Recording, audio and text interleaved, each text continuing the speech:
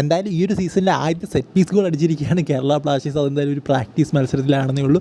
എന്തായാലും സഹീഫിൻ്റെ ഒരു ഹെഡറാണ്. ആ ഒരു ഹെഡർ എന്ന് പറയുന്നത് ഗോളിക്കും കൺഫ്യൂഷനായി, അതുപോലെ തന്നെ അടിച്ച സഹീഫിന് വരെ കൺഫ്യൂഷൻ ഉണ്ടായിരുന്നു അത് കയറിയോ ഇല്ലയോ എന്നുള്ള കാര്യത്തിൽ.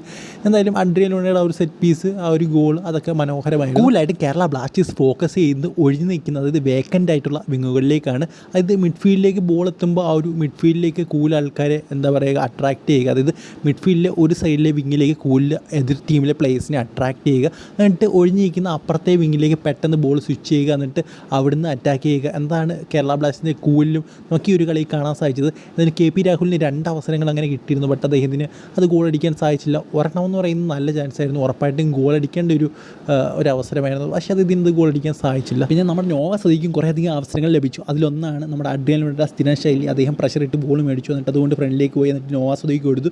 നോവ സദീ ഒരു ഷോട്ട് എടുക്കാൻ ശ്രമിച്ചു, പക്ഷേ അത് ഗോളായില്ല. നമുക്കറിയാം ഒരുപക്ഷെ അത് അഡ്രിയൻ ലൂണയ്ക്ക് തിരിച്ചു കൊടുത്തിരുന്നെങ്കിൽ ഇതിനേക്കായിട്ട് നല്ലൊരു റിസൾട്ട് ഉണ്ടായെന്നാണ് എനിക്ക് തോന്നിയൊരു കാര്യം. പിന്നെ എനിക്ക് തോന്നിയൊരു കാര്യം എന്ന് പറയുന്നത് കൂലായിട്ട് നോവയിലേക്ക് ബോൾ എത്തിക്കാൻ കോച്ച് പറഞ്ഞിട്ടുണ്ടെന്ന് തോന്നുന്നു. കാരണം നോവ നമുക്കറിയാം 1 vs 1 സ്പെഷ്യലിസ്റ്റാണ്. സോ അദ്ദേഹത്തിന് അതിലേക്ക് നല്ല ടെക്നിക്കുണ്ട്. അതുകൊണ്ട് തന്നെ ആ ഒരു വിങ് സൈഡിലേക്ക് വരുമ്പോൾ അദ്ദേഹം കുറച്ച് ഫ്രീ അല്ലെങ്കിൽ പോലും അദ്ദേഹത്തിലേക്ക് ബോൾ എത്തിക്കുന്നത് നമുക്ക് കാണാൻ സാധിക്കുമായിരുന്നു. പക്ഷേ അപ്പുറത്ത് രാഹുലിൻ്റെ കാര്യം നോക്കുകയാണെങ്കിൽ അദ്ദേഹം നല്ല രീതിയിൽ വേക്കൻറ്റ് സ്പേസിലാണ് നിൽക്കുന്നതെങ്കിൽ മാത്രമേ അദ്ദേഹത്തിലേക്ക് ബോൾ വരുന്നുള്ളായിരുന്നു. സോ അടുത്ത സീസണിൽ ഉറപ്പായിട്ടും വിങ്ങുകളിലൂടെ നോവ സദോയെ കേന്ദ്രീകരിച്ചുള്ള അറ്റാക്കുകൾ നമുക്ക് ഉറപ്പായിട്ടും കാണാൻ സാധിക്കുമെന്നാണ് എനിക്ക് തോന്നുന്നത്. പിന്നെ നമ്മുടെ ക്വാമി പെരേര സ്ഥിരം ഗോൾ, അതിൻ്റെ മാസ്റ്റർ ക്ലാസ് ആണത്. ജസ്റ്റ് ഒന്ന് ടേൺ ചെയ്യുക, ഷോട്ട് എടുക്കുക, എന്തായാലും അതൊരു ക്ലിനിക്കൽ ഫിനിഷിംഗ് തന്നെയായിരുന്നു. പിന്നെ ഇഷാൻ പണ്ഡിതയുടെ ബോളും അതും വിങ്ങിലേക്ക് ഒരു ലോങ് ബോൾ ഇട്ട് വികാസ് സിംഗ് അതൊരു പാസ് കൊടുക്കുകയായിരുന്നു. എന്തായാലും ഒരു സൂപ്പർ അസിസ്റ്റ് തന്നെയായിരുന്നു, അതുപോലെ തന്നെ സൂപ്പർ ഗോളുമായിരുന്നു. സോ ഒരു സ്ട്രൈക്കർ, അതൊരു പെർഫെക്റ്റ് സ്ട്രൈക്കറിൻ്റെ ഒരു ഗോൾ എന്ന് തന്നെ പറയണം. അത് നമ്മുടെ പെരേര ഡേയ്സ് ഒക്കെ അടിക്കുന്ന പോലത്തെ ഇതുപോലത്തെ ഒരു ഗോളുകളാണ്. സോ അതുപോലത്തെ ഒരു ഗോളാണ് നമുക്കവിടെ കാണാൻ സാധിച്ചത്.